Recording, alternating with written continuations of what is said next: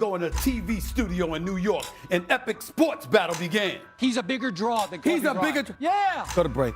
I was pitted against a debate opponent who could challenge, annoy, infuriate, and entertain me for years. Zip it, I'm talking. I let you talk. What is into you?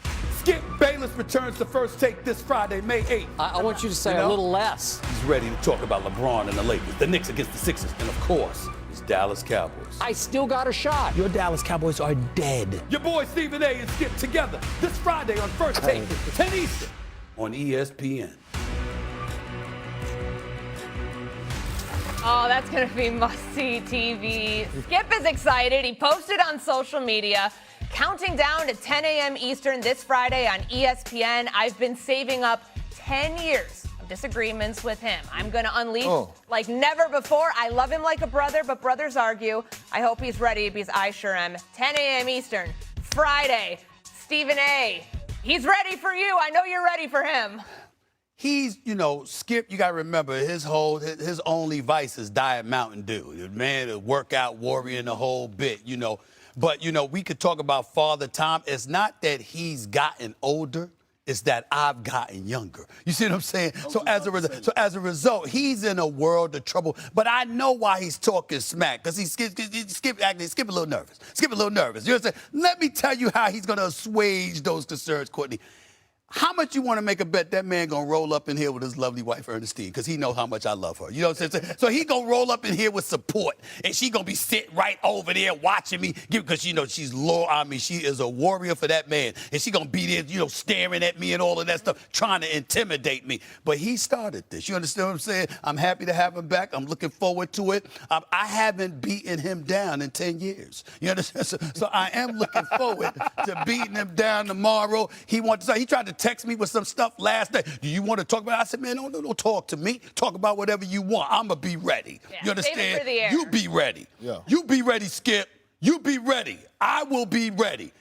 My condolences in advance. I will say this. I will say this real quick. Looking at those past clips, you are inspiring. Because boy, that face was plump. It was plump. You know what I'm saying? Inflammation, man. That face was plump. My face You didn't didn't look done as it, plump as yours. You know what I'm saying? I'm saying, but you got a big body to go with it. I did it. I had a big face and a small body. So you know what I'm saying? Well, a small body with a pot belly. It was disgusting. But I have taken care of myself. I'm in the best health I've been in 25 years. I gotta say, I'm proud of you. Yeah, you know what they say, absence makes the heart grow fonder. So we're going to see if that plays out on Friday. But it'll be He's getting beat down, Courtney. He's getting beat down. All right. Sam? My condolences to him. There you go. All right, to the Knicks we go. They beat the 76ers in Game 2 last night, 108-102, behind a 26-point performance from Jalen Brunson. New York now holds a 2-0 lead in the series in this matchup, and now it shifts to Philadelphia. So the 76ers put up a fight without Joel Embiid in a game that featured 25 lead changes, 14 ties. Knicks just 2 wins shy from the conference finals. But Draymond Green had a message for Knicks fans. They win these games, it's the second round of playoffs, and everybody's running around, they're having parades, they're trapping J.R. Smith outside of Madison Square Garden. Let's not have a parade before you win the thing, Knicks fans. But y'all do the same thing, and then y'all wonder why y'all players quit in the conference finals. They got the parade already. All right, we now welcome in a very special contributor. I'm sure that you were late this morning because they're still celebrating out on 7th Avenue. Yeah. It's the Kid Mero. You've seen him on Hot 97. You also see him on 7 p.m. in Brooklyn with Carmelo Anthony. Diehard Knicks fan, of course. To the grave. So let's just jump right into this. Yes. From the fan perspective, how are you feeling this morning? Tremendous. This Knicks team is a juggernaut. It is a team of destiny. Last time I was up here, I made another New York sports comparison where I said Jalen Brunson needed to be Jeter-esque in his approach, and he did that, and they won by, I think it was, I believe, 828 points last time. So I think they're going to continue that. Yesterday, I was not worried at all. A little closer. I was not worried at all. Okay. At no point was I nervous. Look at me. First take, here's a hot take. The Knicks are running the table, okay? We're sweeping the Sixers, and we are sweeping the Thunder. I'm saying that out loud. You think I'm crazy? Yes, I see your face, Perk. I see your face, Stephen A. I said it out loud with this, my chest, okay? The Knicks are running the table. They are the team of destiny. They are the Giants, the Eli Manning Giants that beat Tom Brady 2 times. Yes, twice, okay? They are listen, because you know what? It used to not be the case that the Knicks had a guy similar to how the Yankees had the guy in Mariano Rivera. When Mariano Rivera came out, you knew the game was over. If the Knicks have possession and it's the end of the game, we have Jalen Brunson. You know what I'm saying? And his large head helps him in the post. First of all, a couple of things. When you're on First Take, don't try to filibuster. Leave that on Capitol Hill. Here, you need to give us a moment to get back at you. That's number one. Number two, you understand? I'm loving my Knicks in the whole 9. I can't let you get away with saying that. Now, in the interest of full disclosure, I'm sorry to tell your business to dime you out, but you know what? You do an excellent job on radio in the morning. You usually have a driver. You had to drive yourself this morning. So clearly you're a bit dizzy. You're not all there. You understand? And I'm locked in, Stephen. First of all, you forgot that if you get through this series, you got a conference finals to deal with. All likelihood Detroit, even though we can't summarily dismiss Cleveland. But to sit up there and to say that the Oklahoma City Thunder would get swept by anybody, let alone the New York Knicks, calls for automatic drug testing. Okay? That makes no sense whatsoever. There isn't a soul on the basketball planet that would agree with that nonsense. Please, the Knicks would sweep the Oklahoma City Thunder? Sweep. You're insane. I'm a Knicks fan. I hope the Knicks don't get swept if they get to the finals and went up against OKC, let alone sweeping OKC. That's nonsense. Don't attach most Knicks fans to that nonsensical stuff that just came out of Kid Mero's mouth. We forgive him. We want to pardon him. He is not responsible for what said this morning because somebody drove him to work. You know, he had to drive himself to work for a change. Facts. He had to stay up. Little foggy, Big Perk. It's Knicks fans, he cannot speak for us on this one. Not this. I hope I'm speaking for the entire city of New York when I say we are doing it. We're running the table. I'm not even worried about the Pistons, okay? And that's the problem. And that is the problem. And that's exactly what Draymond Green was talking about. And that's the problem. He's wrong, Perk. No. That's the problem with the delusional fan base of the New York Knicks. You know, y'all sit up here and y'all come on here and y'all have these expectations, right? And Kid Mero, instead of you actually like living in the moment, you do realize that we're still waiting on news or injury report to see what's up with OG Anunoby, who's y'all X factor, right? And I want to give you some. I just want to give you some advice. I want to give you some advice real quick. I know you watch a lot of basketball. Did you watch the game 1 of the Lakers and the Oklahoma City Thunder? Did you see that game? Yeah. Okay, it was boring. It was boring. It put me to sleep. I woke up a few times, went back to sleep. You know why it was boring? Because the fans don't overreact because they know what it takes to win a championship. Y'all don't really know what it takes to win a championship because y'all haven't been there in so long. Hold on. My thing is, hold on, Perk. People say that all the time, but my uncle was born in 1969, and he told me all about it, okay? And he got pictures, and we talk about it, so I do know what it's like. Also, I ran into Walt Clyde Frazier at Penn Station one time, and he told me all about it, so I'm very familiar with success, all right? Continue. You haven't lived that success as You haven't lived it. Vicariously through other people.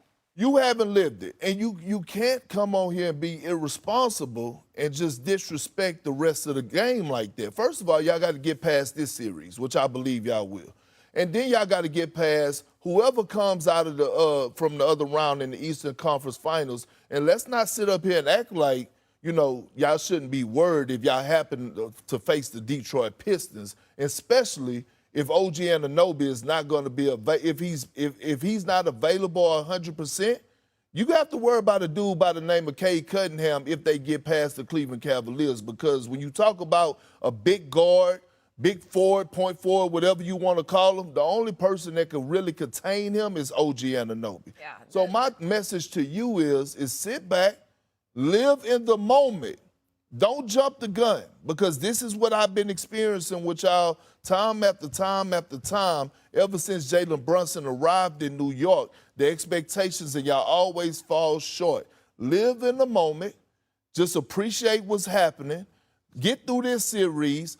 Get to the conference finals, and then we'll worry about y'all when y'all make it to the promised land, or if y'all make it to the promised land. Don't be delusional. Yeah, the dichotomy here, if you're looking down at the bottom of the screen, your take, Kid Mero's take, Knicks will run the table. Stephen A. Smith, voice of reason here, worried about OG Anunoby, which you said you're not worried about. Nothing I'm not worried about last it night. at all.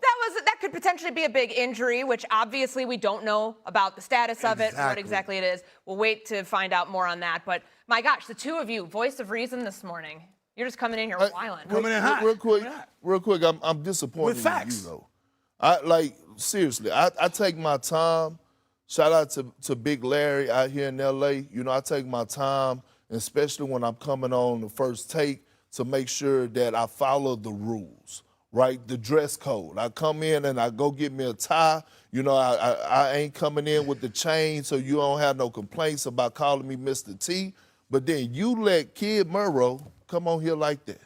And you don't say a word. And I was waiting to see if you was going to address him, but I guess it's some type of bias with you New Yorkers, so you didn't say anything to him. I'm giving him a pass because That's my Queens brother. You know, New York. No. It's not because of that. I'm giving you a pass because you got to get up 4 in the morning and you not yourself. You probably drunk with fatigue. You know what I'm saying? I get that part. You know what I'm saying? So I'm getting IV right now. I'm letting it slide, but I do need an upgrade with the wardrobe next week. I do need that, my brother. You know why? Because in Queens we represent. No, a nice blazer. A nice blazer and a collared shirt would be nice. You don't even have to wear a tie. You don't even have to wear a tie. I mean, because I haven't seen you in a tie and stuff like that. And, you know, you hanging out with Melo and all of that stuff. And let me tell you something right now. I'm going to put it on first because, you know, Melo's my man. I love my man Carmelo Anthony, right? And I'm very proud of him and the crew and the job that they're doing. I'm going to say this on national television to Carmelo Anthony. I don't give a damn how good you look, because you do look good, my brother, with your outfits and all of that other stuff. I mean, I need to see Carmelo Anthony in a suit. You understand what I'm saying? I mean, yo, you covering the playoffs, dog. You understand? And you look sharp.